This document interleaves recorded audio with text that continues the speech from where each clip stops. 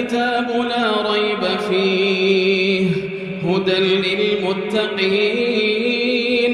الذين يؤمنون بالغيب ويقيمون الصلاة ومما رزقناهم ينفقون والذين يؤمنون بما أنزل إليك وما أنزل من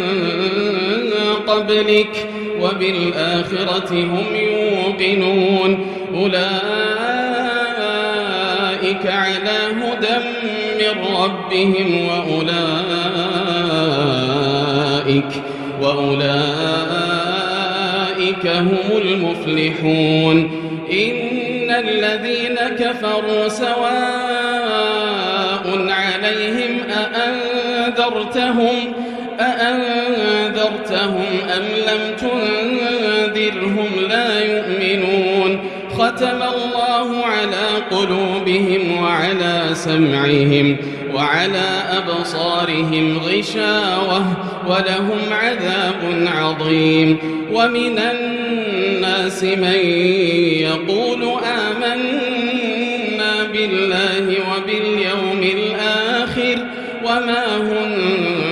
بمؤمنين يخادعون الله والذين آمنوا وما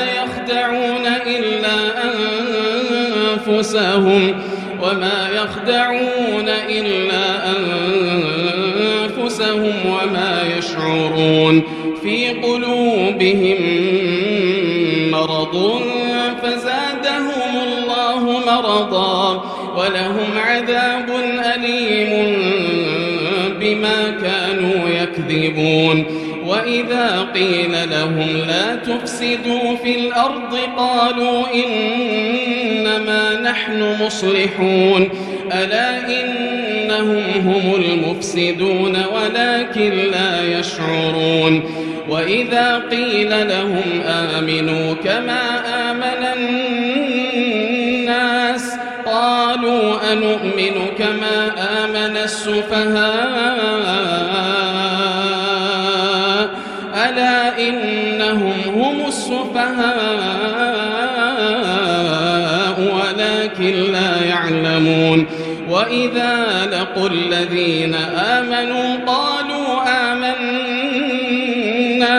وإذا خلوا إلى شياطينهم قالوا إنا معكم إنما نحن مستهزئون الله يستهزئ بهم ويمدهم في طغيانهم يعمهون أولئك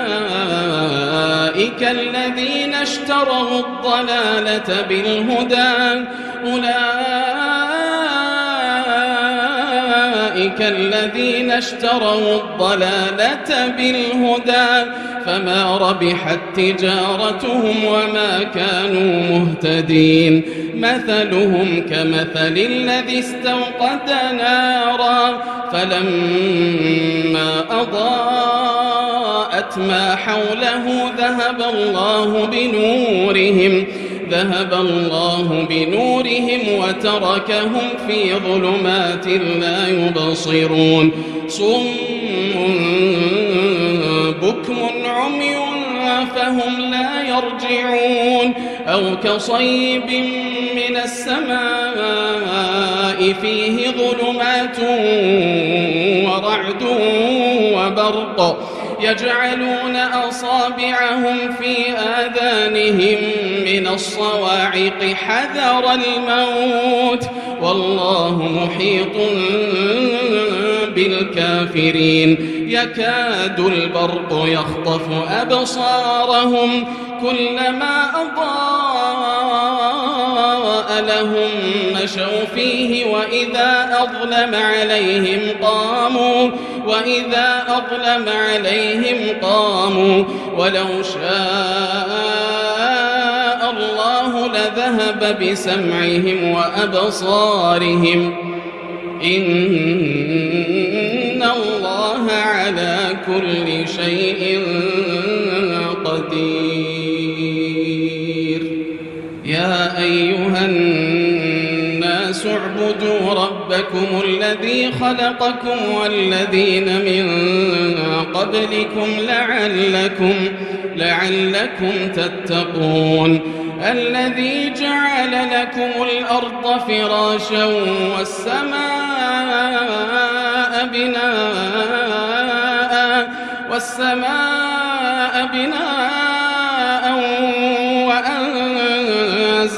وأنزل من السماء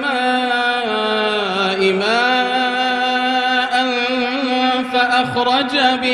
فأخرج به من الثمرات رزقا لكم فلا تجعلوا لله أندادا وأنتم تعلمون وإن كنتم في ريب مما نزلنا على عبدنا فأتوا بسورة من مثله وادعوا شهداءكم من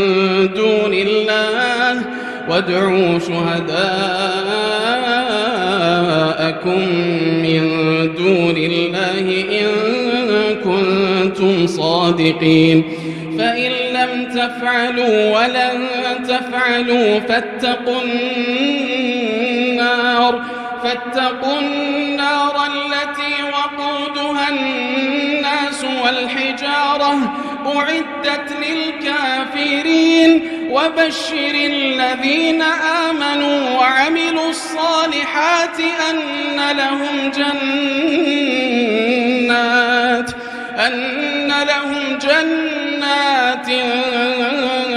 تجري من تحتها الأنهار كلما رزقوا منها من ثمرة رزقا قالوا هذا الذي رزقنا من قبل وأتوا به متشابها ولهم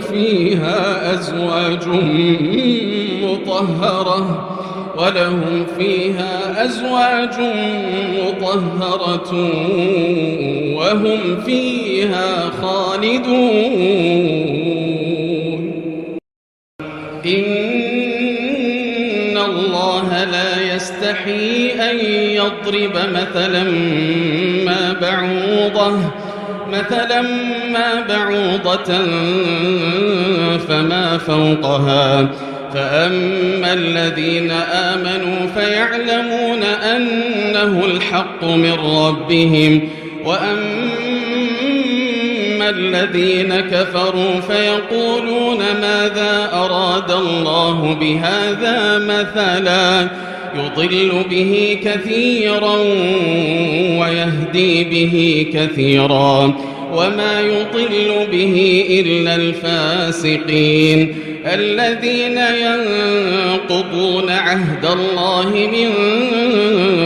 بعد ميثاقه ويقطعون ما أمر الله به أن يوصل ويفسدون في الأرض أولئك هم الخاسرون كيف تكفرون بالله وكنتم أمواتا فأحياكم ثم يميتكم ثم يحييكم ثم إليه ترجعون هو الذي خلق لكم ما في الأرض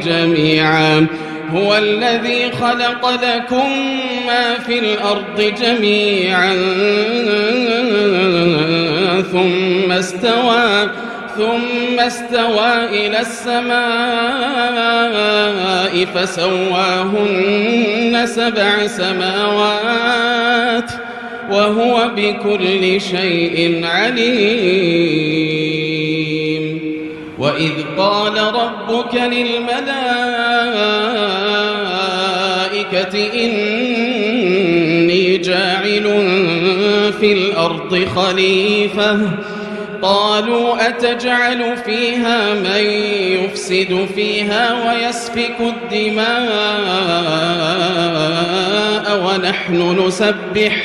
ونحن نسبح بحمدك ونقدس لك. قال إني أعلم ما لا تعلمون. وعلم آدم الأسماء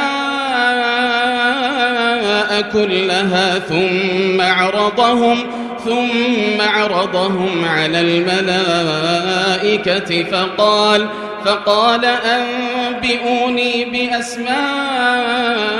هؤلاء إن كنتم صادقين. قالوا سبحانك لا علم لنا إلا ما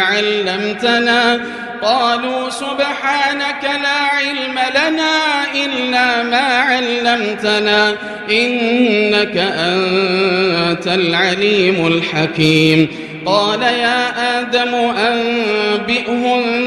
بأسمائهم. فلما أنبأهم بأسمائهم قال ألم أقل لكم إني أعلم غيب السماوات والأرض وأعلم ما تبدون وما كنتم تكتمون. وإذ قلنا للملائكة اسجدوا لآدم فسجدوا إلا إبليس أبى واستكبر وكان من الكافرين. وقلنا يا آدم اسكن أنت وزوجك الجنة وكلا منها رغدا حيث شئتما ولا تقربا هذه الشجرة فتكونا من الظالمين. فأزلهما الشيطان عنها فأخرجهما مما كانا فيه وقلنا اهبطوا بعضكم لبعض عدو ولكم في الأرض مستقر ومتاع إلى حين. فتلقى آدم من ربه كلمات فتاب عليه إنه هو التواب الرحيم. قلنا اهبطوا منها جميعا فإما يأتينكم مني هدى فمن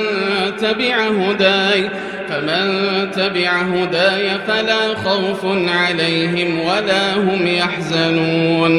والذين كفروا وكذبوا بآياتنا أولئك أصحاب النار هم فيها خالدون. يا بني إسرائيل اذكروا نعمتي التي أنعمت عليكم وأوفوا بعهدي أوف بعهدكم وإياي فارهبون. وآمنوا بما أنزلت مصدقا لما معكم ولا تكونوا أول كافر به ولا تشتروا بآياتي ثمنا قليلا وإياي فاتقون. ولا تلبسوا الحق بالباطل وتكتموا الحق وأنتم تعلمون. وأقيموا الصلاة وآتوا الزكاة واركعوا مع الراكعين. أتأمرون الناس بالبر وتنسون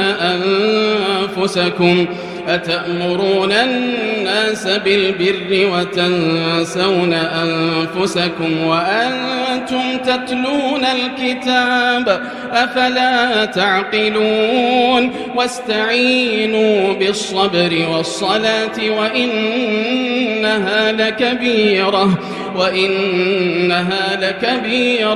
إلا على الخاشعين الذين يظنون أنهم ملاقو ربهم وأنهم إليه راجعون. يا بني إسرائيل اذكروا نعمتي التي أنعمت عليكم وأني فضلتكم على العالمين واتقوا يوما لا تجزي نفس عن نفس شيئا تجزي نفس عن نفس شيئا ولا يقبل منها شفاعة ولا يؤخذ منها عدل ولا هم ينصرون وإذ نجيناكم من آل فرعون يسومونكم سوء العذاب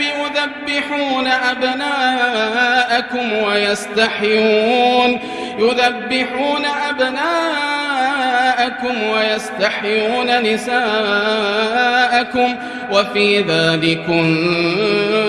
بلاء من ربكم عظيم وإذ فرقنا بكم البحر فأنجيناكم وأغرقنا آل فرعون وأنتم تنظرون وإذ واعدنا موسى 40 ليلة ثم اتخذتم العجل من بعده وأنتم ظالمون ثم عفونا عنكم من بعد ذلك لعلكم تشكرون وإذ آتينا موسى الكتاب والفرقان لعلكم تهتدون وإذ قال موسى لقومه يا قوم إنكم ظلمتم أنفسكم باتخاذكم العجل فتوبوا إلى بارئكم فاقتلوا أنفسكم ذلكم خير لكم عند بارئكم فتاب عليكم إنه هو التواب الرحيم وإذ قلتم يا موسى لن نؤمن لك حتى نرى الله جهرة فأخذتكم الصاعقة وأنتم تنظرون ثم بعثناكم من بعد موتكم لعلكم تشكرون وظللنا عليكم الغمام وأنزلنا عليكم المن والسلوى كلوا من طيبات ما رزقناكم وما ظلمونا ولكن كانوا أنفسهم يظلمون وإذ قلنا ادخلوا هذه القرية فكلوا منها حيث شئتم رغدا وادخلوا الباب سجدا وقولوا حطة نغفر لكم خطاياكم وسنزيد المحسنين فبدل الذين ظلموا قولا غير الذي قيل لهم فأنزلنا على الذين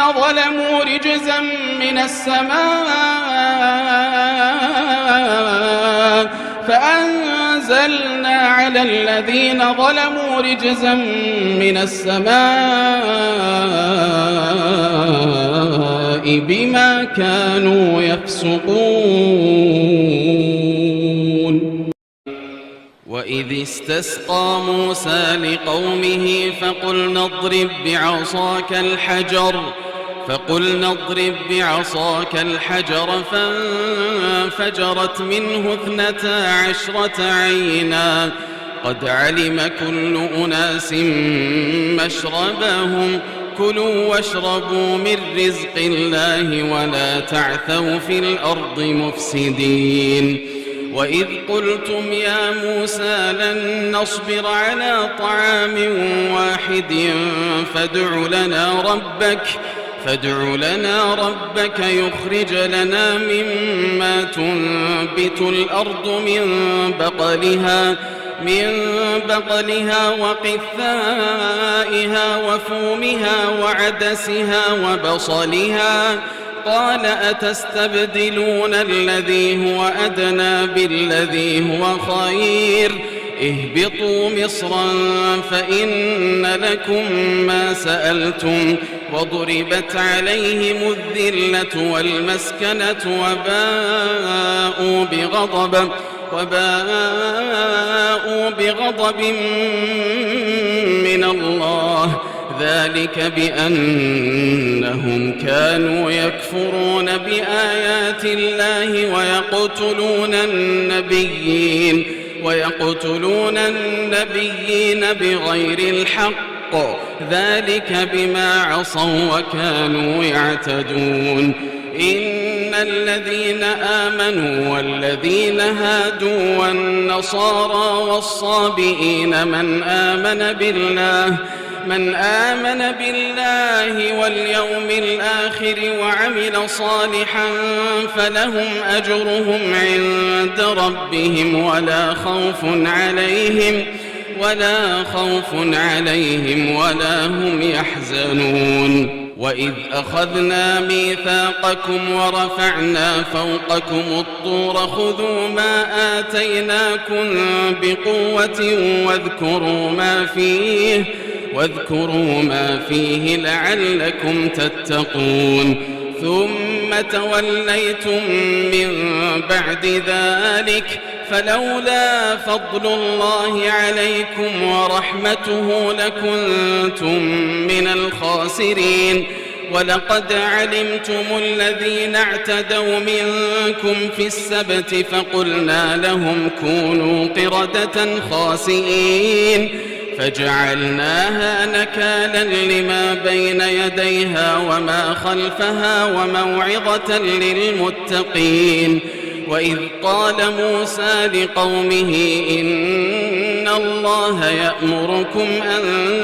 تذبحوا بقرة قالوا أتتخذنا هزوا قال أعوذ بالله أن أكون من الجاهلين قالوا ادع لنا ربك يبين لنا ما هي قال إنه يقول إنها بقرة لا فارض ولا بكر عوان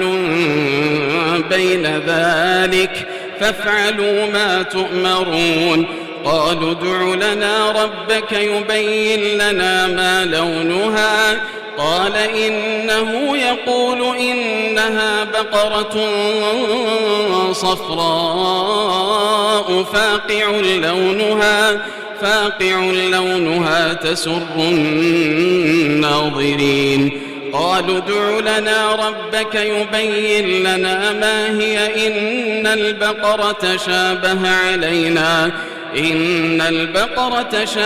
علينا وإنا إن شاء الله لمهتدون قال إنه يقول إنها بقرة لا ذلول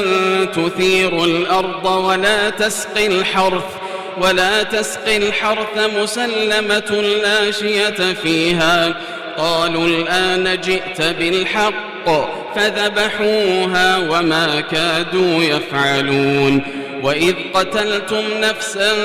فادارأتم فيها والله مخرج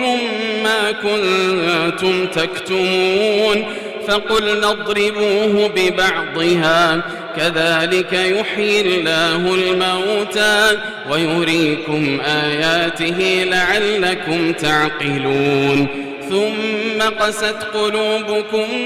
من بعد ذلك فهي كالحجارة أو أشد قسوة وإن من الحجارة لما يتفجر منه الأنهار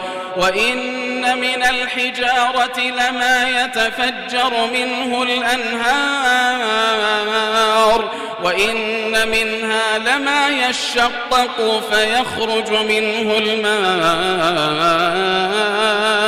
وإن منها لما يهبط من خشية الله وما الله بغافل عما تعملون أفتطمعون أن يؤمنوا لكم وقد كان فريق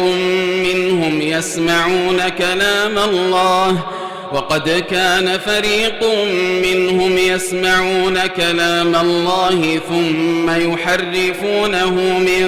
بعد ما عقلوه وهم يعلمون. وإذا لقوا الذين آمنوا قالوا آمنا وإذا خلا بعضهم إلى بعض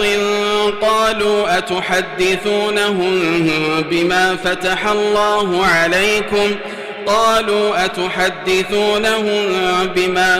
الله عليكم ليحاجوكم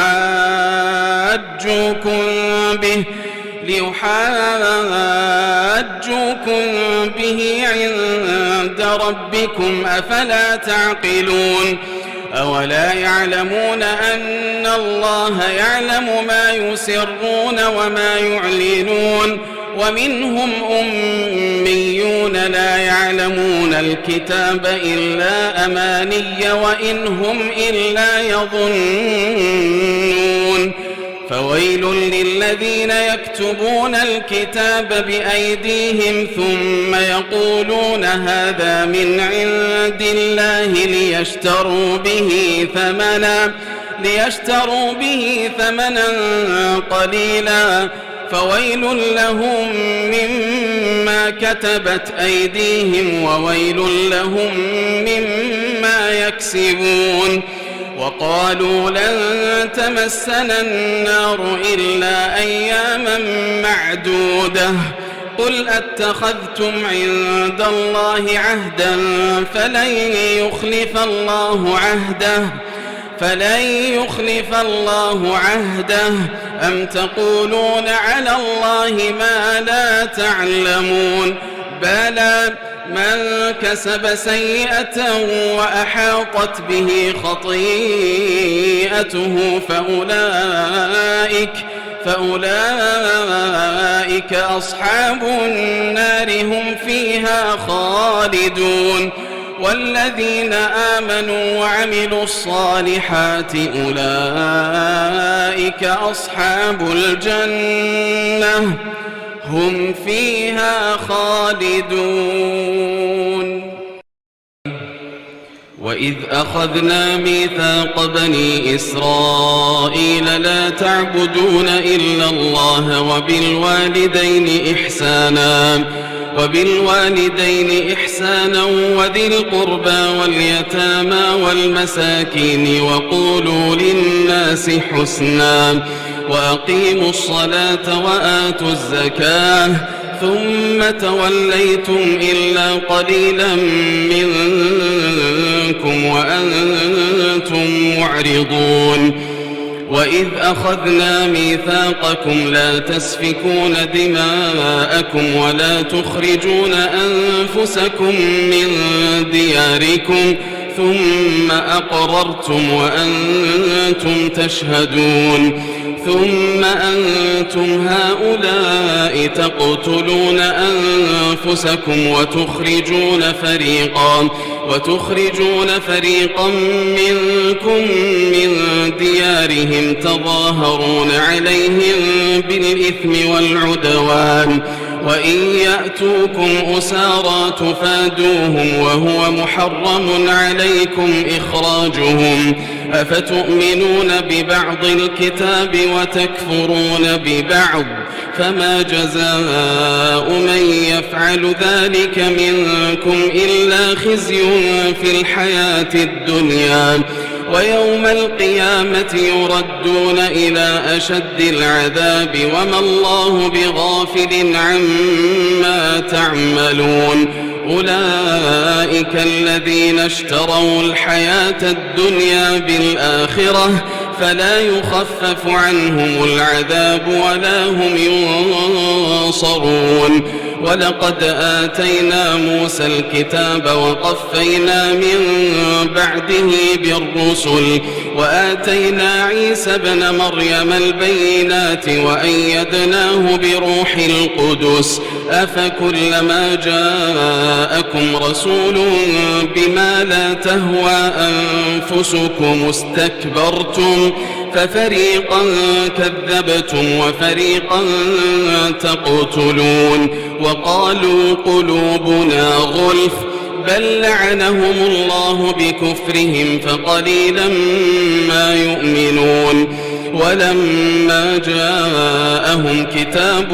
من عند الله مصدق لما معهم وكانوا من قبل يستفتحون على الذين كفروا فلما جاءهم ما عرفوا كفروا به فلعنة الله على الكافرين بئس ما اشتروا به أنفسهم أن يكفروا بما أنزل الله بغيا أن ينزل الله من فضله على من يشاء من عباده فباءوا بغضب على غضب وللكافرين عذاب مهين وإذا قيل لهم آمنوا بما أنزل الله قالوا نؤمن بما أنزل علينا ويكفرون بما وراءه وهو الحق مصدقا لما معهم قل فلم تقتلون أنبياء الله من قبل إن كنتم مؤمنين ولقد جاءكم موسى بالبينات ثم اتخذتم العجل من بعده وأنتم ظالمون وإذ أخذنا ميثاقكم ورفعنا فوقكم الطور خذوا ما آتيناكم بقوة واسمعوا قالوا سمعنا وعصينا وأشربوا في قلوبهم العجل بكفرهم قل بئس ما يأمركم به إيمانكم إن كنتم مؤمنين قل إن كانت لكم الدار الآخرة عند الله خالصة من دون الناس فتمنوا الموت إن كنتم صادقين ولن يتمنوه أبدا بما قدمت أيديهم والله عليم بالظالمين ولتجدنهم أحرص الناس على حياة ومن الذين أشركوا يود أحدهم لو يعمر 1000 سنة وما هو بمزحزحه من العذاب أن يعمر والله بصير بما يعملون قل من كان عدوا لجبريل فإنه نزله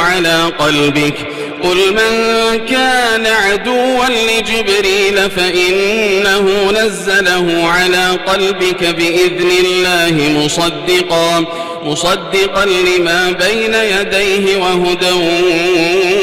وبشرى للمؤمنين من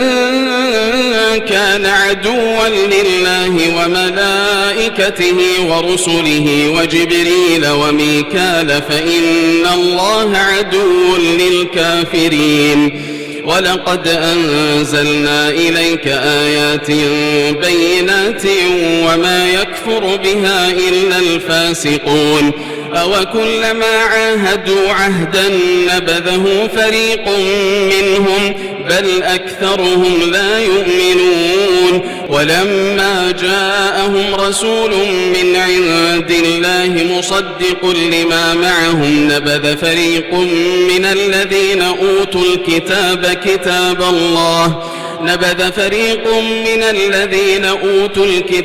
كتاب الله وراء ظهورهم كأنهم لا يعلمون واتبعوا ما تتلو الشياطين على ملك سليمان وما كفر سليمان ولكن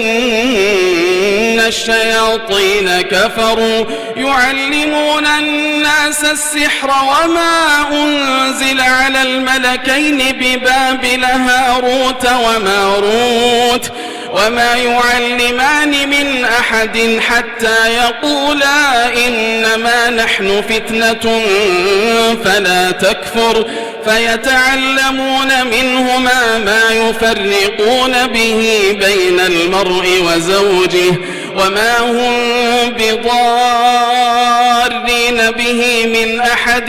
إلا بإذن الله ويتعلمون ما يضرهم ولا ينفعهم ولقد علموا لمن اشتراه ما له في الآخرة من خلاق ولبئس ما شروا به أنفسهم لو كانوا يعلمون ولو أنهم آمنوا واتقوا لمثوبة من عند الله خير لو كانوا يعلمون يا أيها الذين آمنوا لا تقولوا راعنا وقولوا انظرنا واسمعوا وللكافرين عذاب أليم ما يود الذين كفروا من أهل الكتاب ولا المشركين أن ينزل عليكم من خير من ربكم والله يختص برحمته من يشاء والله يختص برحمته من يشاء والله ذو الفضل العظيم ما ننسخ من آية أو ننسها نأت بخير منها أو مثلها ألم تعلم أن الله على كل شيء قدير ألم تعلم أن الله له ملك السماوات والأرض وما لكم من دون الله من ولي ولا نصير أم تريدون أن تسألوا رسولكم كما سئل موسى من قبل ومن يتبدل الكفر بالإيمان فقد ضل سواء السبيل ود كثير من أهل الكتاب لو يردونكم من بعد إيمانكم كفارا حسدا من عند أنفسهم من بعد ما تبين لهم الحق فاعفوا واصفحوا حتى يأتي الله بأمره إن الله على كل شيء قدير وأقيموا الصلاة وآتوا الزكاة وما تقدموا لأنفسكم من خير تجدوه عند الله إن الله بما تعملون بصير وقالوا لن يدخل الجنة إلا من كان هودا أو نصارى تلك أمانيهم قل هاتوا برهانكم إن كنتم صادقين بلى من أسلم وجهه لله وهو محسن فله أجره عند ربه ولا خوف عليهم ولا هم يحزنون وقالت اليهود ليست النصارى على شيء وقالت النصارى ليست اليهود على شيء وهم يتلون الكتاب كذلك قال الذين لا يعلمون مثل قولهم فالله يحكم بينهم يوم القيامة فيما كانوا فيه يختلفون ومن أظلم ممن منع مساجد الله أن يذكر فيها اسمه وسعى في خرابها ومن أظلم ممن منع مساجد الله أن يذكر فيها اسمه وسعى في خرابها أولئك ما كان لهم أن يدخلوها إلا خائفين لهم في الدنيا خزي ولهم في الآخرة عذاب عظيم. ولله المشرق والمغرب فأينما تولوا فثم وجه الله إن الله واسع عليم. وقالوا اتخذ الله ولدا سبحانه بل له ما في السماوات والأرض كل له قانتون بديع السماوات والأرض وإذا قضى أمرا فإنما يقول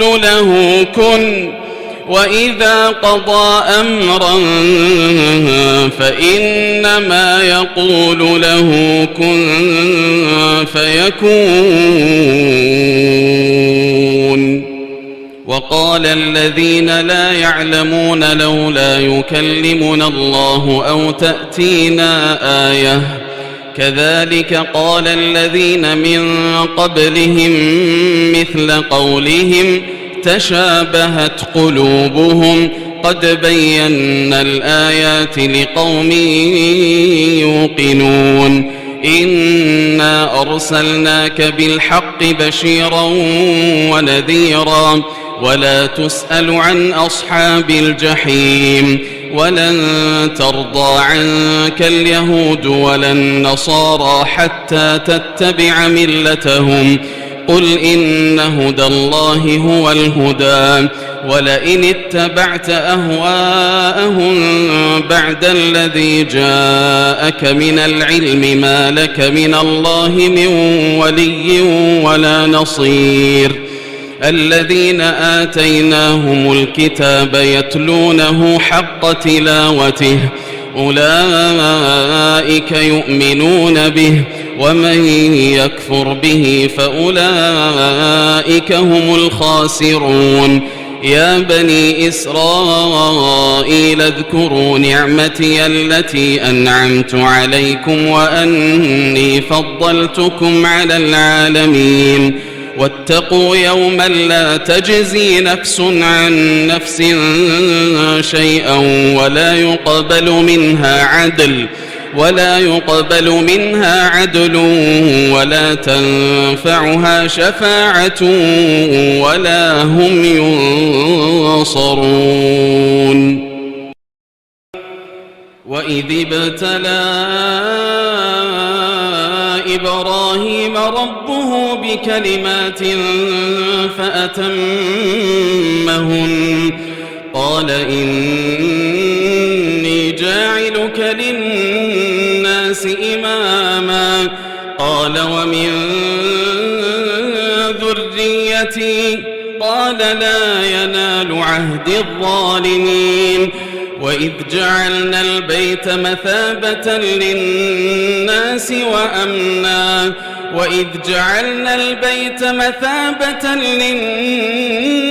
وأمنا واتخذوا من مقام إبراهيم مصلى وعهدنا إلى إبراهيم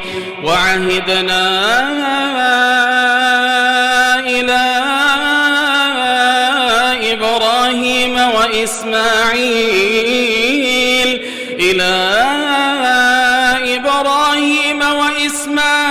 أن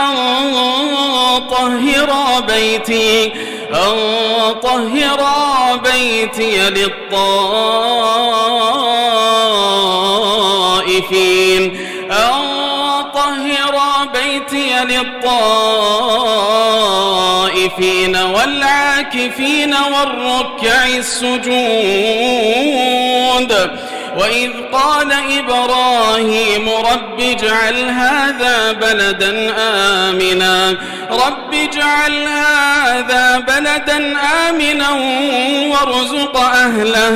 وارزق أهله من الثمرات من آمن منهم بالله واليوم الآخر قال ومن كفر فأمتعه قليلا ثم أضطره إلى عذاب النار وبئس المصير وإذ يرفع إبراهيم القواعد من البيت وإسماعيل ربنا تقبل منا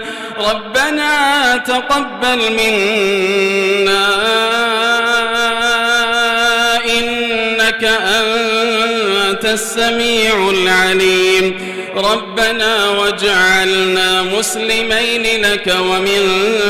ذريتنا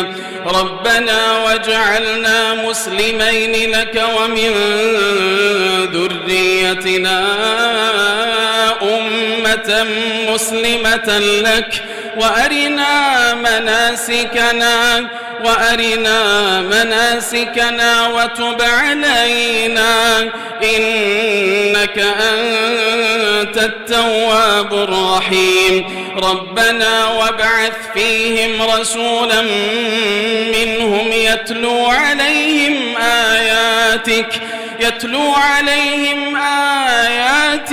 ويعلمهم الكتاب والحكمة ويزكيهم إنك أنت العزيز الحكيم ومن يرغب عن ملة إبراهيم إلا من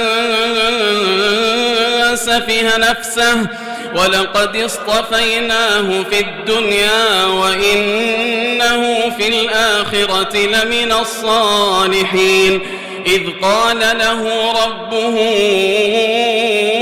أسلم قال أسلمت لرب العالمين ووصى بها إبراهيم بنيه ويعقوب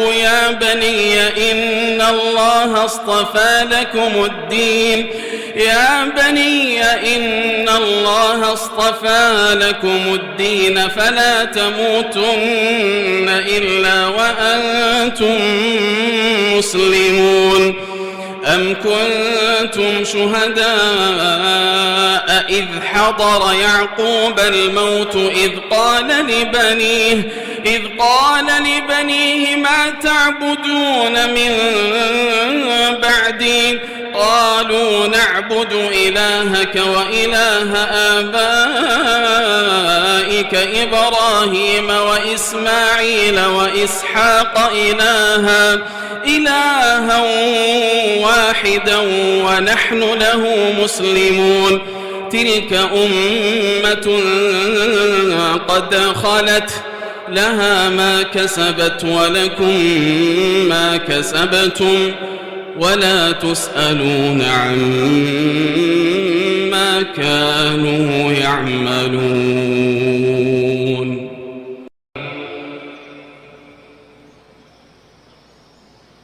وقالوا كونوا هودا أو نصارى تهتدوا قل بل ملة إبراهيم حنيفا وما كان من المشركين قولوا آمنا بالله وما أنزل إلينا وما أنزل إلى إبراهيم وإسماعيل وإسحاق ويعقوب والأسباط وما أوتي موسى وعيسى وما أوتي النبيون من ربهم لا نفرق بين أحد منهم ونحن له مسلمون فإن آمنوا بمثل ما آمنتم به فقد اهتدوا وإن تولوا فإنما هم في شقاق فسيكفيكهم الله وهو السميع العليم صبغة الله ومن أحسن من الله صبغة ونحن له عابدون قل أتحاجوننا في الله وهو ربنا وربكم قل أتحاجوننا يحاجوننا في الله وهو ربنا وربكم ولنا أعمالنا ولكم أعمالكم ونحن له مخلصون أم تقولون إن إبراهيم وإسماعيل وإسحاق ويعقوب والأسباط كانوا هودا أو نصارى قل أأنتم أعلم أم الله ومن أظلم ممن كتم شهادة عنده من الله وما الله بغافل عما تعملون تلك أمة قد خلت لها ما كسبت ولكم ما كسبتم ولا تسألون عما كانوا يعملون سيقول السفهاء من الناس ما ولاهم عن قبلتهم التي كانوا عليها قل لله المشرق والمغرب يهدي من يشاء إلى صراط مستقيم وكذلك جعلناكم أمة وسطا لتكونوا شهداء على الناس ويكون الرسول عليكم شهيدا وما جعلنا القبلة التي كنت عليها إلا لنعلم من يتبع الرسول ممن ينقلب على عقبيه وإن كانت لكبيرة إلا على الذين هدى الله وما كان الله ليضيع إيمانكم إن الله بالناس لرؤوف رحيم قد نرى تقلب وجهك في السماء فلنولينك قبلة ترضاها فول وجهك شطر المسجد الحرام وحيث ما كنتم فولوا وجوهكم شطره وإن الذين أوتوا الكتاب ليعلمون أنه الحق من ربهم وما الله بغافل عما يعملون ولئن أتيت الذين أوتوا الكتاب بكل آية ما تبعوا قبلتك وما أنت بتابع قبلتهم وما بعضهم بتابع قبلة بعض ولئن اتبعت أهواءهم من بعد ما جاءك من العلم إنك إذا لمن الظالمين الذين آتيناهم الكتاب يعرفونه كما يعرفون أبناءهم وإن فريقا منهم ليكتمون الحق وهم يعلمون الحق من ربك فلا تكونن من الممترين ولكل وجهة هو موليها فاستبقوا الخيرات أينما تكونوا يأت بكم الله جميعا إن الله على كل شيء قدير ومن حيث خرجت فول وجهك شطر المسجد الحرام وإنه للحق من ربك وما الله بغافل عما تعملون ومن حيث خرجت فول وجهك شطر المسجد الحرام وحيث ما كنتم فولوا وجوهكم شطره لئلا يكون للناس عليكم حجة إلا الذين ظلموا منهم فلا تخشوهم واخشوني ولأتم نعمتي عليكم ولعلكم تهتدون كما أرسلنا فيكم رسولا منكم يتلو عليكم آياتنا ويزكيكم ويعلمكم الكتاب والحكمة ويعلمكم ما لم تكونوا تعلمون فاذكروني أذكركم واشكروا لي ولا تكفرون يا أيها الذين آمنوا استعينوا بالصبر والصلاة إن الله مع الصابرين ولا تقولوا لمن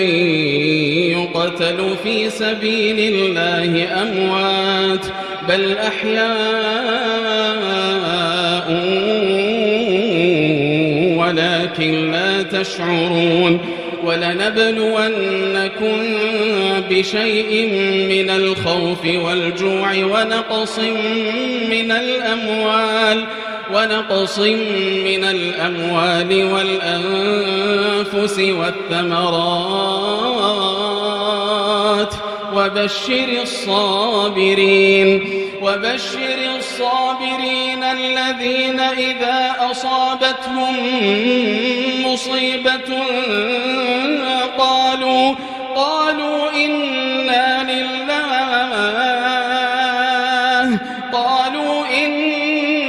لله وإنا إليه راجعون أولئك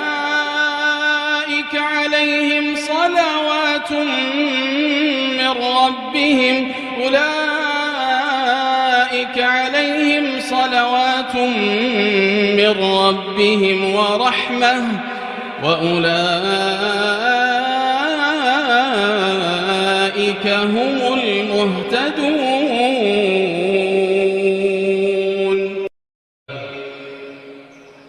إن الصفا والمروة من شعائر الله فمن حج البيت أو اعتمر فلا جناح عليه أن يطوف بهما ومن تطوع خيرا فإن الله شاكر عليم إن الذين يكتمون ما أنزلنا من البينات والهدى من بعد ما بيناه للناس في الكتاب أولئك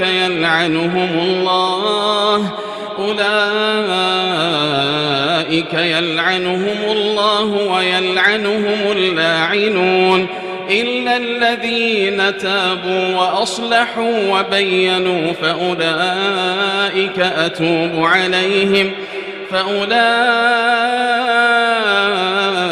أتوب عليهم وأنا التواب الرحيم إن الذين كفروا وماتوا وهم كفار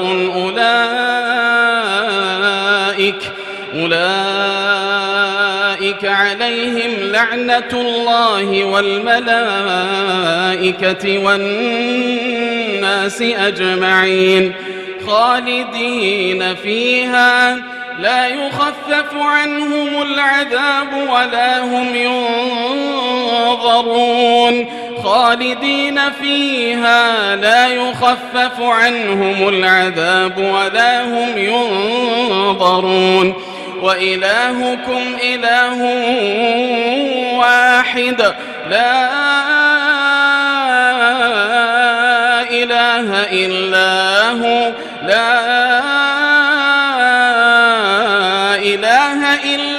هو الرحمن الرحيم إن في خلق السماوات والأرض واختلاف الليل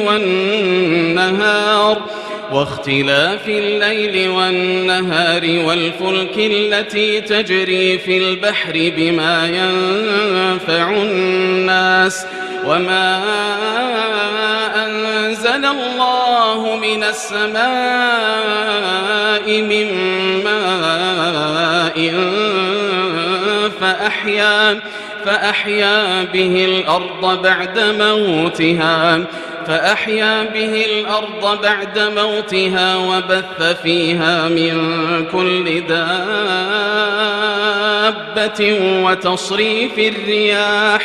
وتصريف الرياح والسحاب المسخر بين السماء والأرض لآيات لقوم يعقلون. ومن الناس من يتخذ من دون الله أندادا يحبونهم كحب الله والذين آمنوا أشد حبا لله ولو يرى الذين ظلموا إذ يرون العذاب أن القوة لله جميعا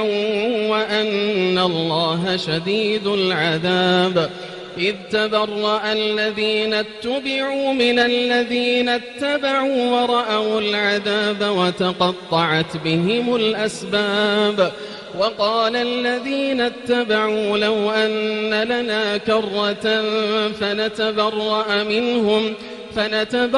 منهم كما تبرأوا منا كذلك يريهم الله أعمالهم حسرات عليهم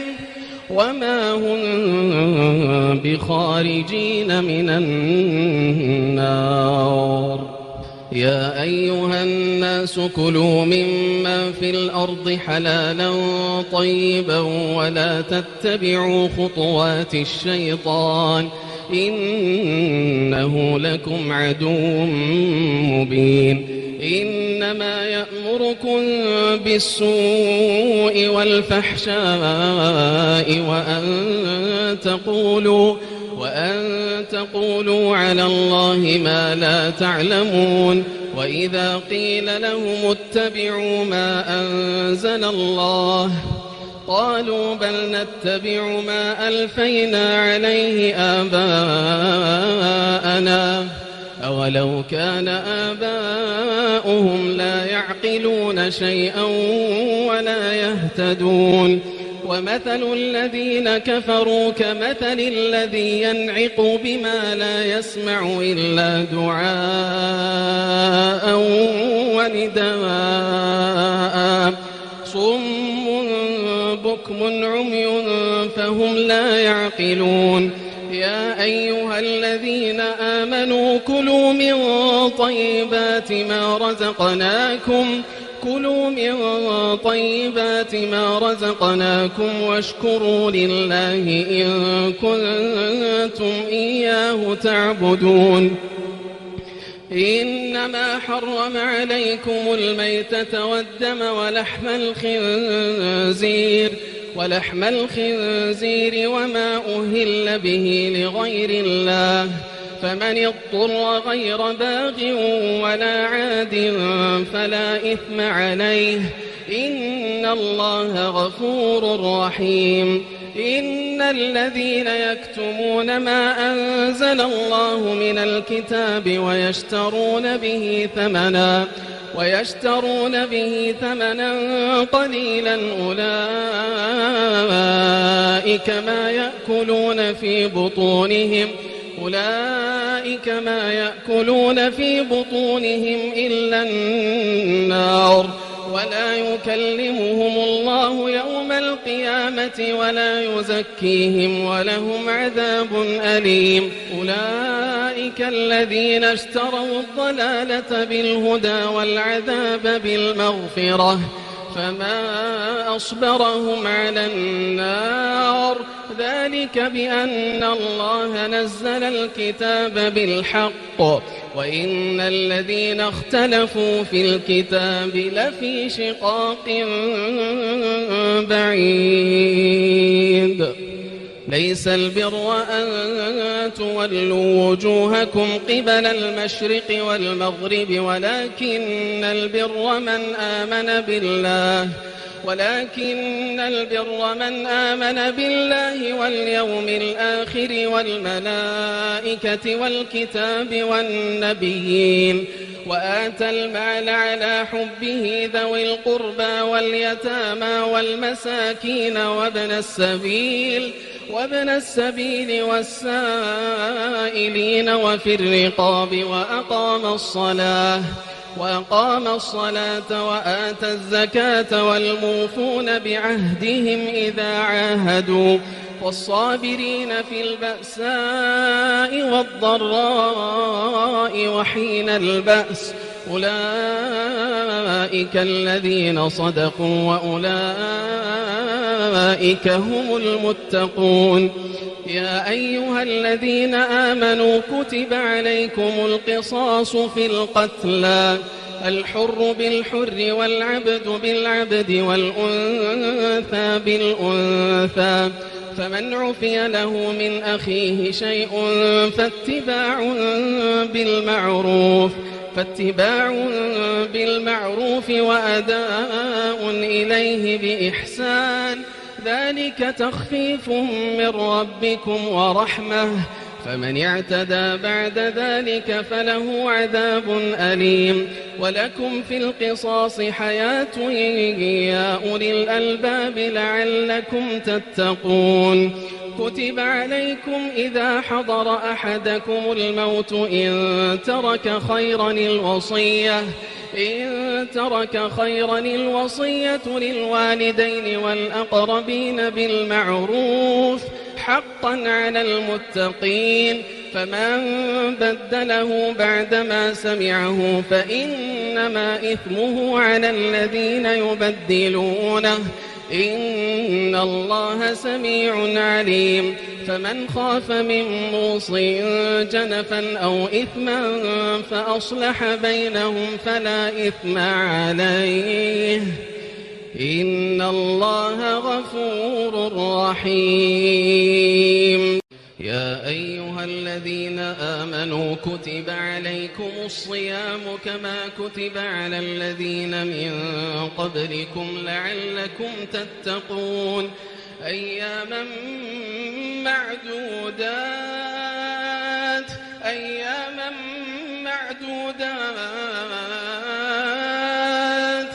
فمن كان منكم مريضا أو على سفر فعدة من أيام أخر وعلى الذين يطيقونه فدية طعام مسكين فمن تطوع خيرا فهو خير له وأن تصوموا خير لكم إن كنتم تعلمون. شهر رمضان الذي أنزل فيه القرآن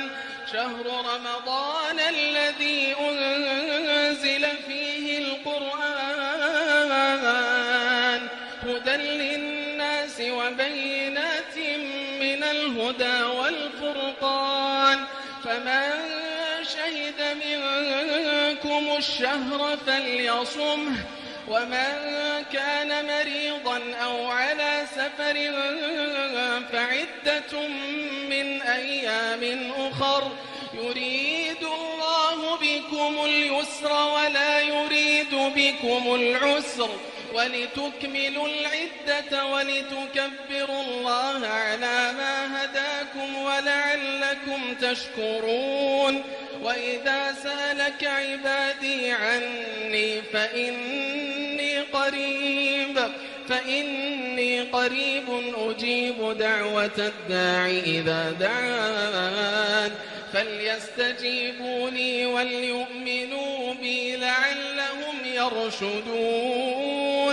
أحل لكم ليلة الصيام الرفث إلى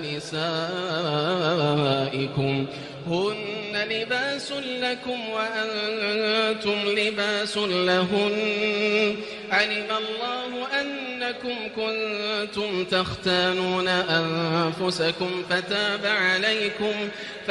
عليكم وعفى عنكم، فالآن باشروهن وابتغوا ما كتب الله لكم، وكلوا واشربوا حتى يتبين لكم الخيط الأبيض من الخيط الأسود من الفجر، ثم أتموا الصيام إلى الليل ولا تباشروهن وأنتم عاكفون في المساجد، تلك حدود الله فلا تقربوها، كذلك يبين الله آياته للناس لعلهم يتقون. ولا تأكلوا أموالكم بينكم بالباطل وتدلوا بها إلى الحكام لتأكلوا فريقا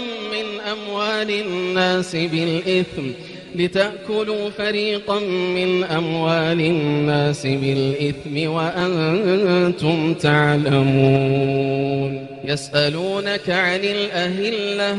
قل هي مواقيت للناس والحج، وليس البر بأن تأتوا البيوت من ظهورها ولكن البر من اتقى، وأتوا البيوت من أبوابها واتقوا الله لعلكم تفلحون. وقاتلوا في سبيل الله الذين يقاتلونكم ولا تعتدوا إن الله لا يحب المعتدين. واقتلوهم حيث ثقفتموهم وأخرجوهم من حيث أخرجوكم، والفتنة أشد من القتل، ولا تقاتلوهم عند المسجد الحرام حتى يقاتلوكم فيه، فإن قاتلوكم فاقتلوهم كذلك جزاء الكافرين، فإن انتهوا فإن الله غفور رحيم. وقاتلوهم حتى لا تكون فتنة ويكون الدين لله، فإن انتهوا فلا عدوان إلا على الظالمين. الشهر الحرام بالشهر الحرام والحرمات قصاص، فمن اعتدى عليكم فاعتدوا عليه بمثل ما اعتدى عليكم،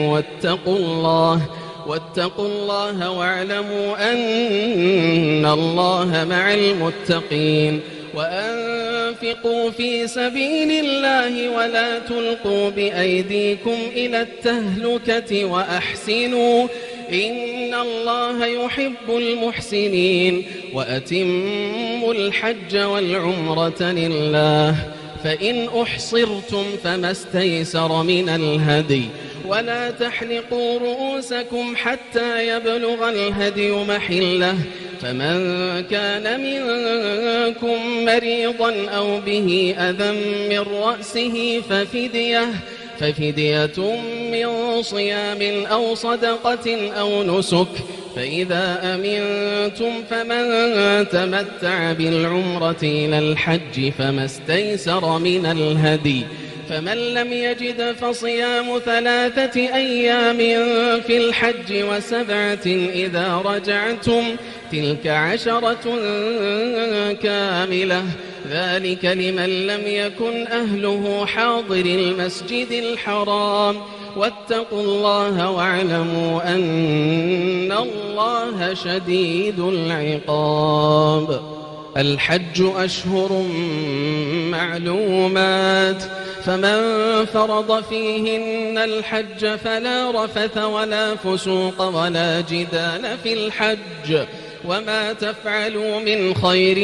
يعلمه الله، وتزودوا فإن خير الزاد التقوى واتقون يا أولي الألباب. ليس عليكم جناح أن تبتغوا فضلا من ربكم، فإذا أفضتم من عرفات فاذكروا الله عند المشعر الحرام واذكروه كما هداكم وإن كنتم من قبله لمن الضالين.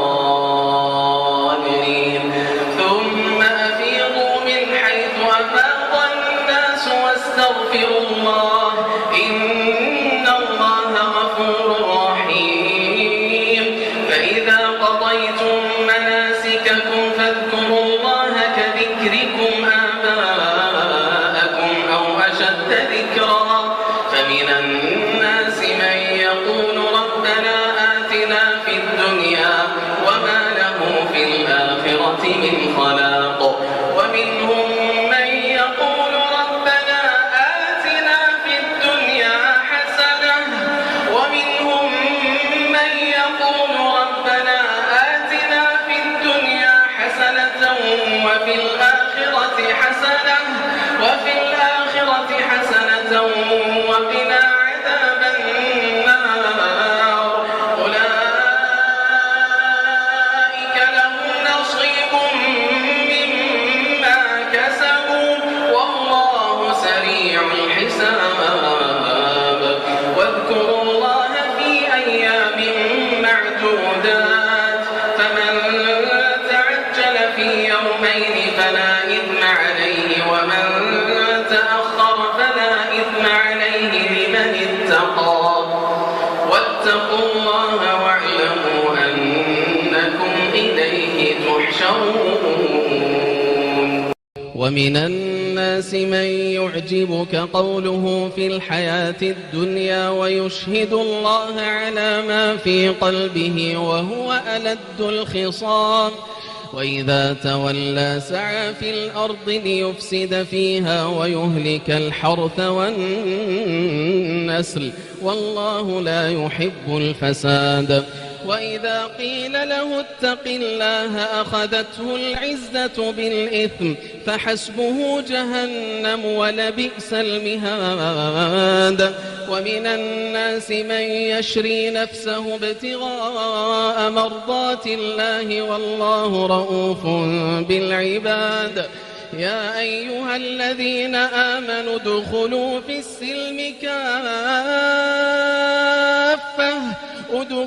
في السلم كافة ولا تتبعوا خطوات الشيطان إنه لكم عدو مبين فإن زللتم من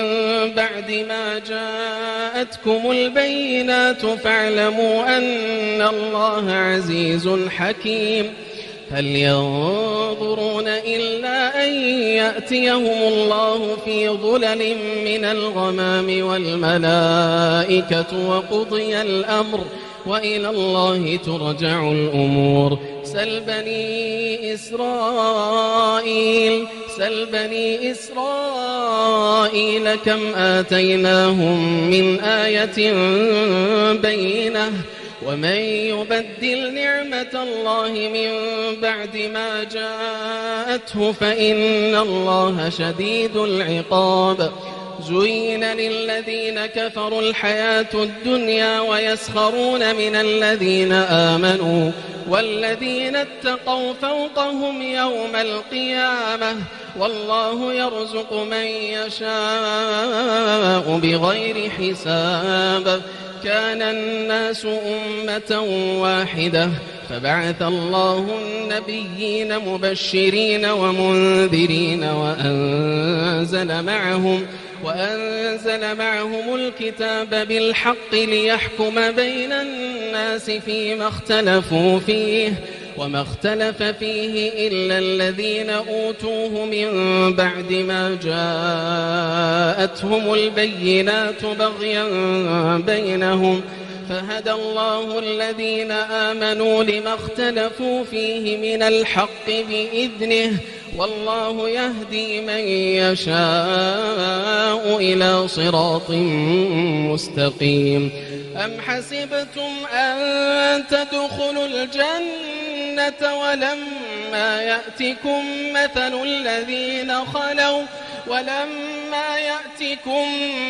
الذين خلوا من قبلكم مستهم البأساء والضراء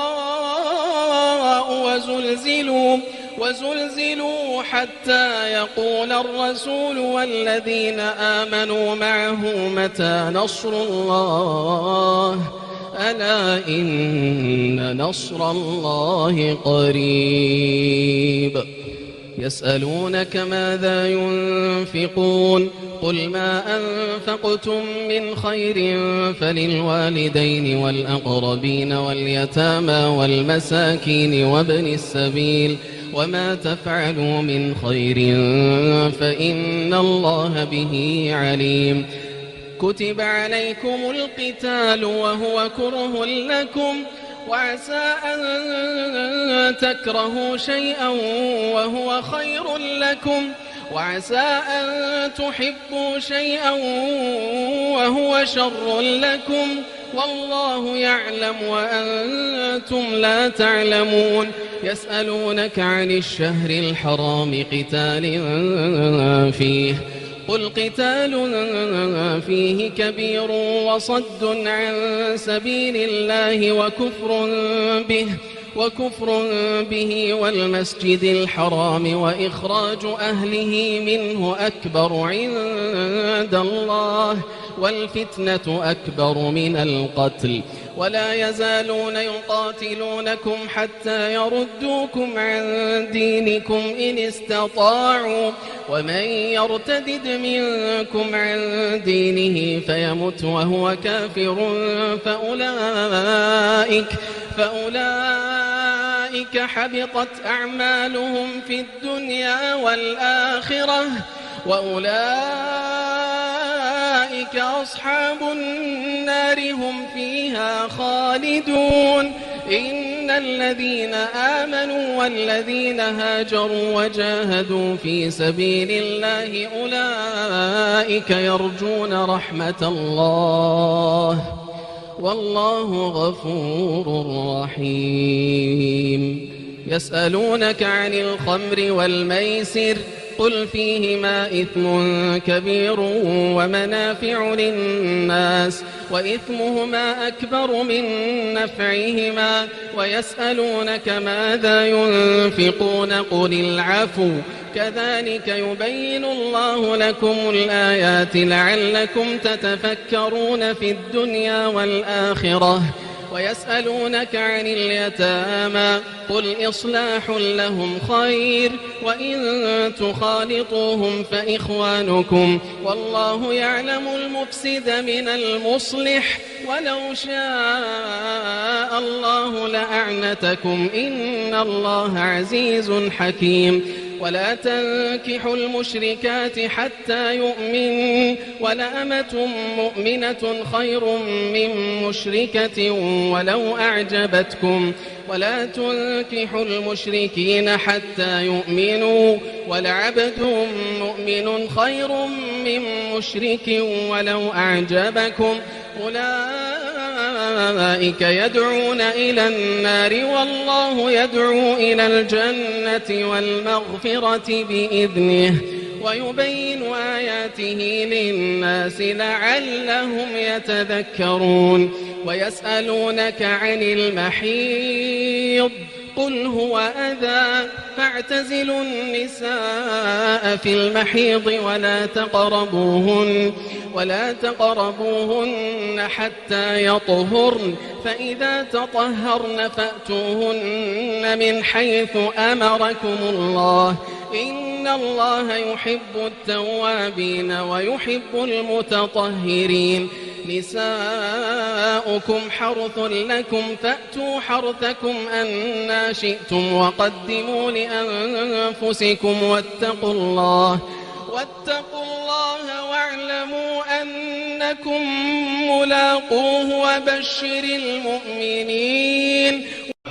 ولا تجعلوا الله عرضة لأيمانكم أن تبروا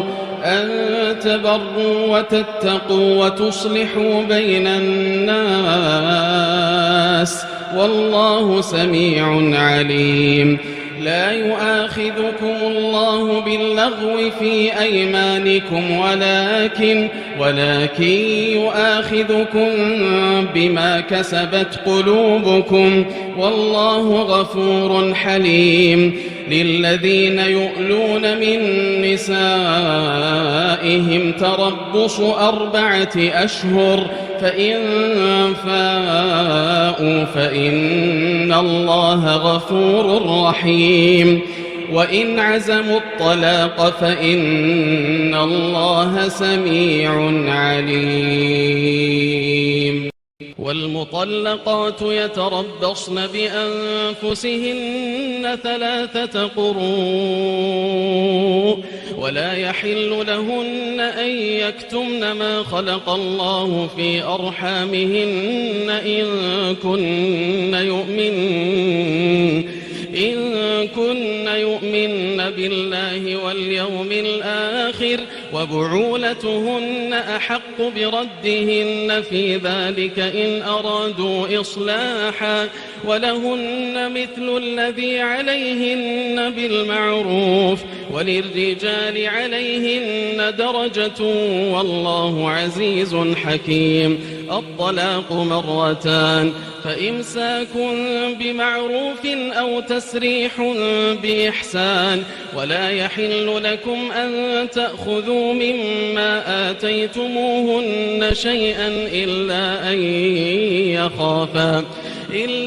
يخافا ألا يقيما حدود الله فإن خفتم ألا يقيما حدود الله فلا جناح عليهما فيما افتدت به تلك حدود الله فلا تعتدوها ومن يتعد حدود الله فأولئك هم الظالمون. فإن طلقها فلا تحل له من بعد حتى تنكح زوجا غيره فإن طلقها فلا جناح عليهما أن يتراجعا إن ظنا أن يقيما حدود الله وتلك حدود الله يبينها لقوم يعلمون. وإذا طلقتم النساء فبلغن أجلهن فأمسكوهن بمعروف أو سرحوهن بمعروف ولا تمسكوهن ضرارا لتعتدوا ومن يفعل ذلك فقد ظلم نفسه. ولا تتخذوا آيات الله هزوا واذكروا نعمة الله عليكم وما أنزل عليكم من الكتاب والحكمة يعظكم به واتقوا الله واعلموا أن الله بكل شيء عليم. وإذا طلقتم النساء فبلغن أجلهن فلا تعضلوهن أن ينكحن أزواجهن إذا تراضوا بينهم بالمعروف ذلك يوعظ به من كان منكم يؤمن بالله واليوم الآخر ذلكم أزكى لكم وأطهر والله يعلم وأنتم لا تعلمون. والوالدات يرضعن أولادهن حولين كاملين لمن أراد أن يتم الرضاعة وعلى المولود له رزقهن وكسوتهن بالمعروف لا تكلف نفس إلا وسعها لا تضار والدة بولدها ولا مولود له بولده وعلى الوارث مثل ذلك فإن أرادا فصالا عن تراض منهما وتشاور فلا جناح عليهما. وإن أردتم أن تسترضعوا أولادكم فلا جناح عليكم إذا سلمتم ما آتيتم بالمعروف واتقوا الله واعلموا أن الله بما تعملون بصير. والذين يتوفون منكم ويذرون أزواجا يتربصن بأنفسهن 4 أشهر و10 فإذا بلغن أجلهن فلا جناح عليكم فيما فعلن في أنفسهن بالمعروف والله بما تعملون خبير. ولا جناح عليكم فيما عرضتم به من خطبة النساء أو أكننتم في أنفسكم علم الله أنكم ستذكرونهن ولكن لا تواعدوهن سرا إلا أن تقولوا قولا معروفا ولا تعزموا عقدة النكاح حتى يبلغ الكتاب أجله واعلموا أن الله يعلم ما في أنفسكم فاحذروه واعلموا أن الله غفور حليم لا جناح عليكم إن طلقتم النساء ما لم تمسوهن أو تفرضوا لهن فريضة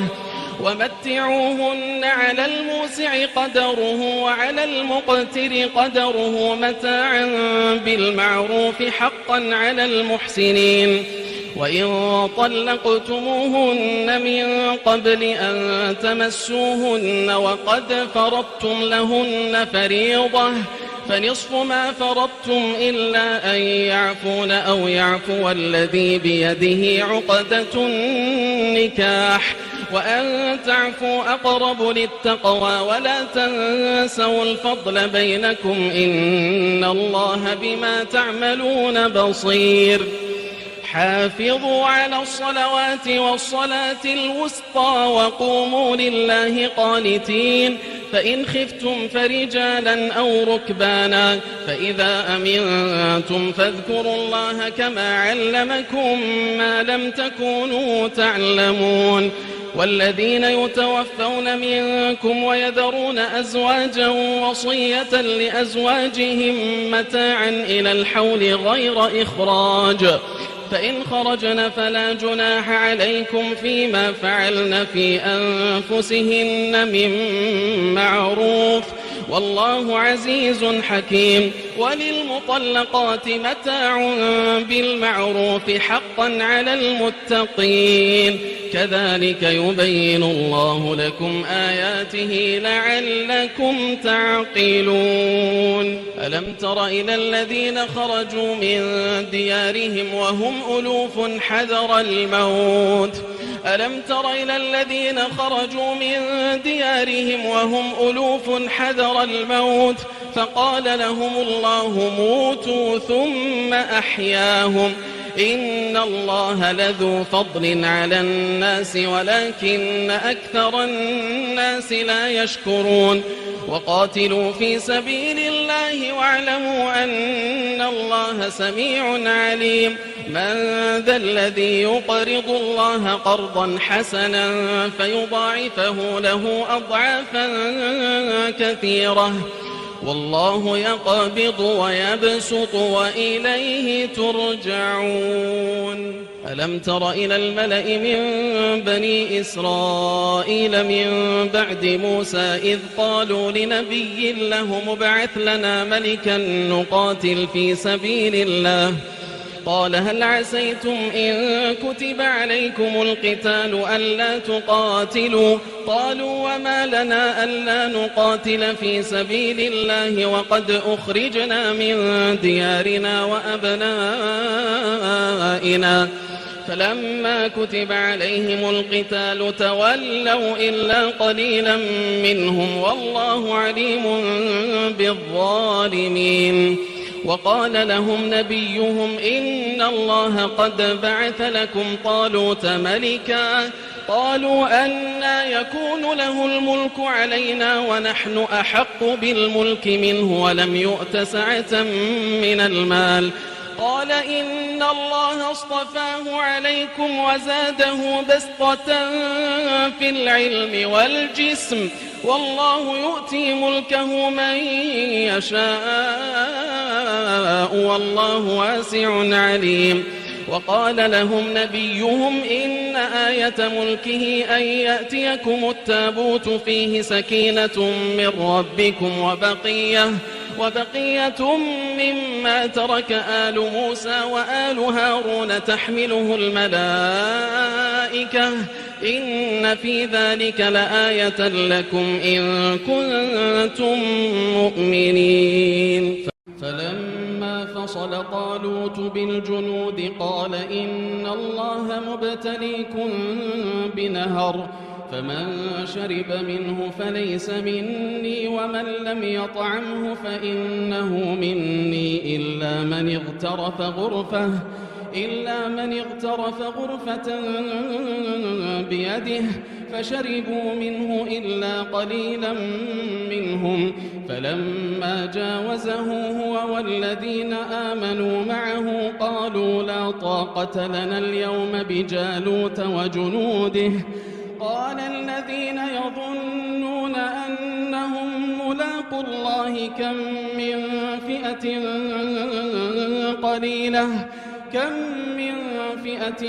قليلة غلبت فئة كثيرة بإذن الله والله مع الصابرين ولما برزوا لجالوت وجنوده قالوا ربنا أفرغ علينا صبرا وثبت أقدامنا وانصرنا على القوم الكافرين فهزموهم بإذن الله وقتل داود جالوت وآتاه الله الملك والحكمة وعلمه مما يشاء ولولا دفع الله الناس بعضهم ببعض لفسدت الأرض ولكن الله ذو فضل على العالمين تلك آيات الله نتلوها عليك بالحق وإنك لمن المرسلين تلك الرسل فضلنا بعضهم على بعض منهم من كلم الله ورفع بعضهم درجات وآتينا عيسى ابن مريم البينات وأيدناه بروح القدس ولو شاء الله ما اقتتل الذين من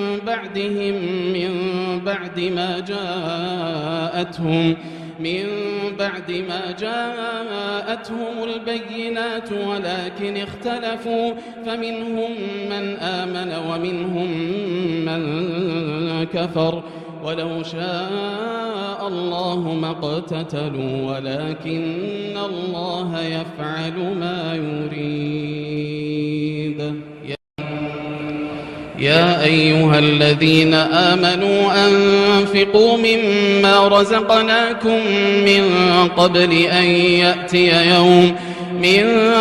أن يأتي يوم لا بيع فيه ولا خلة ولا شفاعة والكافرون هم الظالمون الله لا إله إلا هو الحي القيوم لا تأخذه سنة ولا نوم له ما في السماوات وما في الأرض من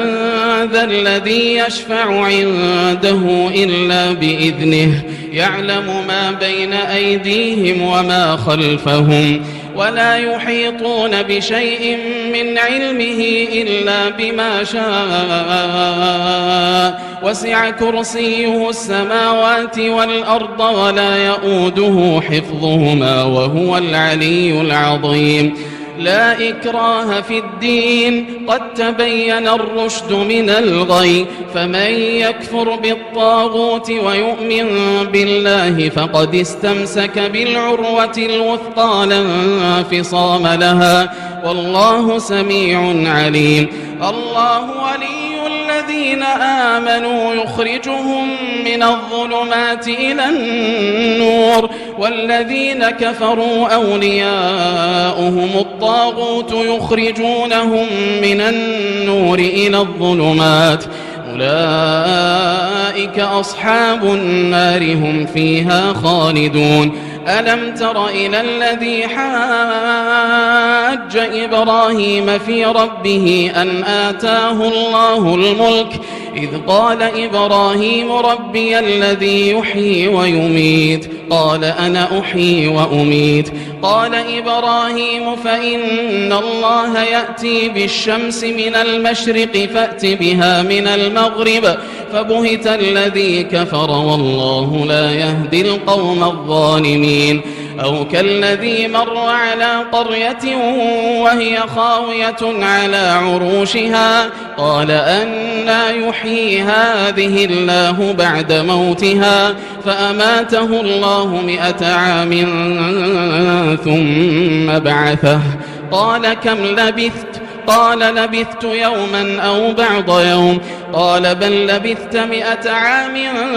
فانظر إلى طعامك وشرابك لم يتسنه وانظر إلى حمارك ولنجعلك آية للناس وانظر إلى العظام كيف ننشزها ثم نكسوها لحما فلما تبين له قال أعلم أن الله على كل شيء قدير وإذ قال إبراهيم رب أرني كيف تحيي الموتى قال أولم تؤمن قال بلى ولكن ليطمئن قلبي قال فخذ 4 من الطير فصرهن إليك ثم اجعل على كل جبل منهن جزءا ثم ادعهن يأتينك سعيا واعلم أن الله عزيز حكيم مثل الذين ينفقون أموالهم في سبيل الله كمثل حبة أنبتت 7 سنابل في كل سنبلة 100 حبة والله يضاعف لمن يشاء والله واسع عليم الذين ينفقون أموالهم في سبيل الله ثم لا يتبعون ما أنفقوا منا ولا أذى لهم أجرهم عند ربهم ولا خوف عليهم ولا هم يحزنون قول معروف ومغفرة خير من صدقة يتبعها أذى والله غني حليم يا أيها الذين آمنوا لا تبطلوا صدقاتكم بالمن والأذى كالذي ينفق ماله رئاء الناس ولا يؤمن بالله واليوم الآخر فمثله كمثل صفوان عليه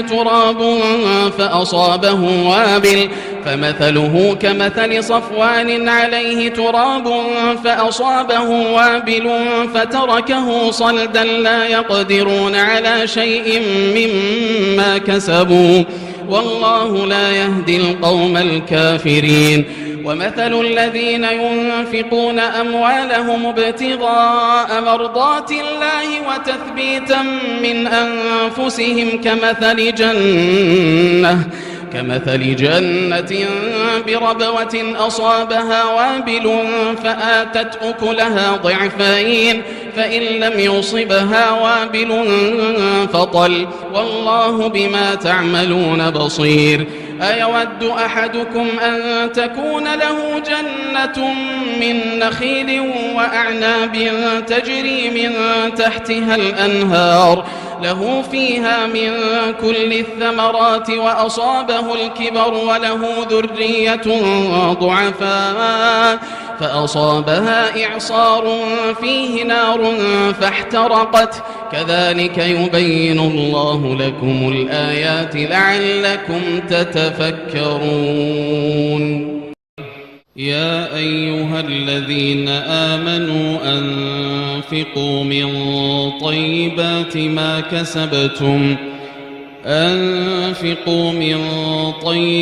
ما كسبتم ومما أخرجنا لكم من الأرض ولا تيمموا الخبيث منه تنفقون ولستم بآخذيه إلا أن تغمضوا فيه واعلموا أن الله غني حميد الشيطان يعدكم الفقر ويأمركم بالفحشاء والله يعدكم مغفرة منه وفضلا والله يعدكم مغفرة منه وفضلا والله واسع عليم يؤتي الحكمة من يشاء ومن يؤت الحكمة فقد أوتي خيرا كثيرا وما يذكر إلا أولو الألباب وما أنفقتم من نفقة أو نذرتم من نذر فإن الله يعلمه وما للظالمين من أنصار إن تبدوا الصدقات فنعما هي وإن تخفوها وتؤتوها الفقراء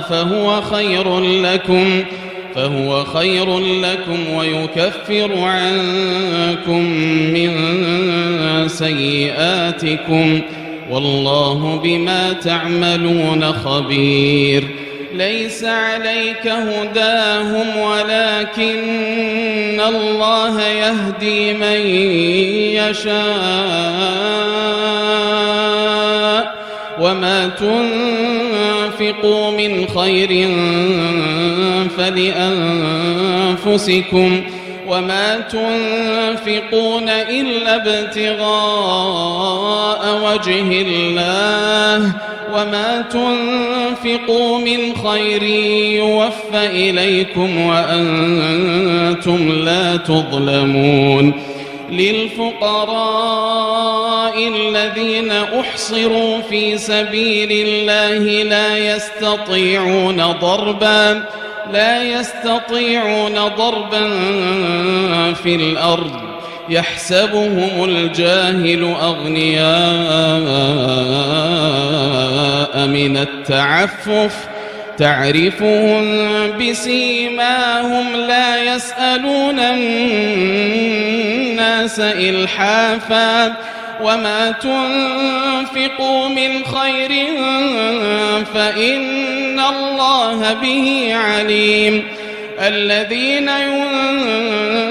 ينفقون أموالهم بالليل والنهار سرا وعلانية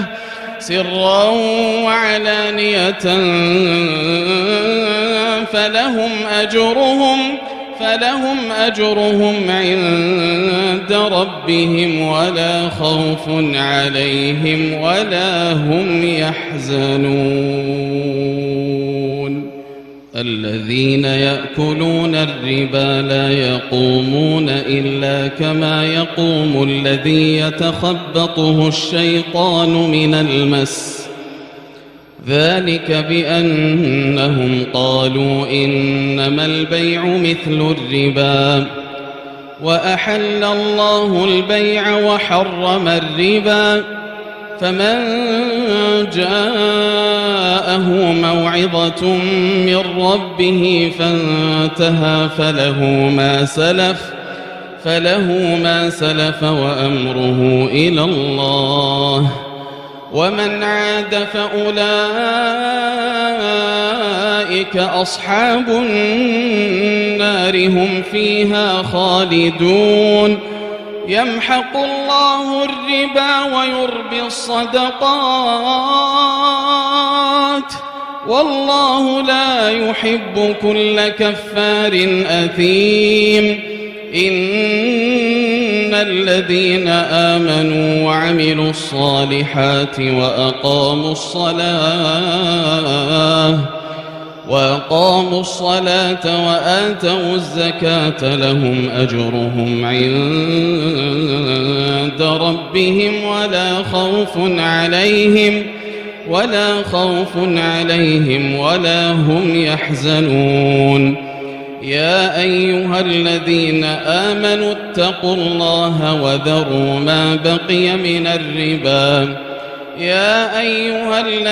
آمنوا اتقوا الله وذروا ما بقي من الربا إن كنتم مؤمنين فإن لم تفعلوا فأذنوا بحرب من الله ورسوله وإن تبتم فلكم رؤوس أموالكم لا تظلمون ولا تظلمون وإن كان ذو عسرة فنظرة إلى ميسرة وأن تصدقوا خير لكم إن كنتم تعلمون واتقوا يوما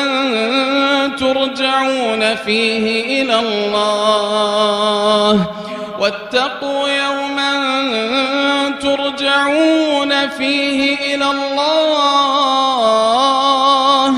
ثم توفى كل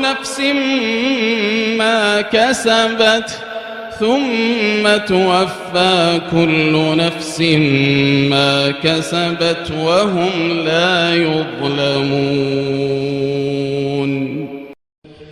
يا أيها الذين آمنوا إذا تداينتم بدين إلى أجل مسمى فاكتبوه وليكتب بينكم كاتب بالعدل ولا يأب كاتب أن يكتب كما علمه الله فليكتب وليملل الذي عليه الحق وليتق الله ربه ولا يبخس منه شيئا فإن كان الذي عليه الحق سفيها أو ضعيفا أو لا يستطيع أن يمل هو فليملل وليه بالعدل واستشهدوا شهيدين من رجالكم فإن لم يكونا رجلين فرجل وامرأتان ممن ترضون من الشهداء أن تضل إحداهما فتذكر إحداهما الأخرى ولا يأبى الشهداء إذا ما دعوا ولا تسأموا أن تكتبوه صغيرا أو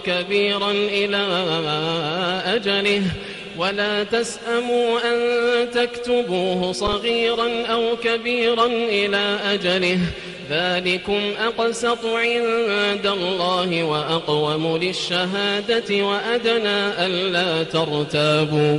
إلا أن تكون تجارة حاضرة تديرونها بينكم فليس عليكم جناح ألا تكتبوها وأشهدوا إذا تبايعتم ولا يضار كاتب ولا شهيد وإن تفعلوا فإنه فسوق بكم واتقوا الله ويعلمكم الله والله بكل شيء عليم. وإن كنتم على سفر ولم تجدوا كاتبا فرهان مقبوضة فإن أمن بعضكم بعضا فليؤدي الذي اؤتمن أمانته وليتق الله ربه ولا تكتموا الشهادة ومن يكتمها فإنه آثم قلبه والله بما تعملون عليم. لله ما في السماوات وما في الأرض وإن تبدوا ما في أنفسكم أو تخفوه يحاسبكم به الله فيغفر لمن يشاء ويعذب من يشاء والله على كل شيء قدير. آمن الرسول بما أنزل إليه من ربه والمؤمنون كل آمن بالله وملائكته وكتبه ورسله لا نفرق بين أحد من رسله وقالوا سمعنا وأطعنا غفرانك ربنا وإليك المصير. لا يكلف الله نفسا إلا وسعها، لها ما كسبت وعليها ما اكتسبت. ربنا لا تؤاخذنا إن نسينا، ربنا لا تؤاخذنا إن نسينا أو أخطأنا، ربنا ولا تحمل علينا إصرا كما حملته على الذين من قبلنا، ربنا ولا تحملنا ما لا طاقة لنا به، واعف عنا واغفر لنا وارحمنا، أنت مولانا فانصرنا على القوم الكافرين.